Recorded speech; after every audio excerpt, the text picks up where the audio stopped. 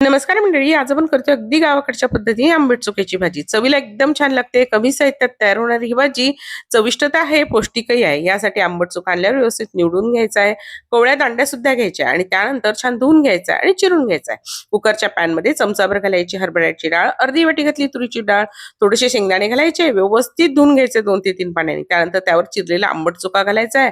आवश्यकतेनुसार पाणी घालायचं आहे, हिंग घालायचे, हळद घालायची आणि न विसरता हिरव्या मिरच्या घालायच्या. कारण हिरवी मिरचीमुळेच या भाजीला खूप छान चव येते. कुकरचं झाकण बंद करायचंय आणि त्यानंतर कुकरला 3 ते 4 शिट्ट्या काढून घ्यायच्या आहे. कुकरची वाफ गेली की भाजी छान कुटून घ्यायची आहे. कढईमध्ये तेल गरम करायचंय. तेल गरम झालं की त्यामध्ये मोहरी घालायची.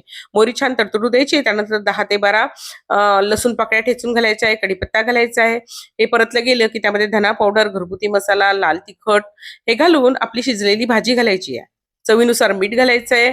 गूळ घालायचा आहे आणि त्यानंतर आवश्यकतेनुसार गरम पाणी घालायचं. एक उकळी आली की गॅस कमी करायचा आहे आणि कमी गॅसवर त्याला मस्त 2 ते 3 मिनिट अजून शिजू द्यायचंय की मस्त अशी आंबट चुक्याची भाजी तयार.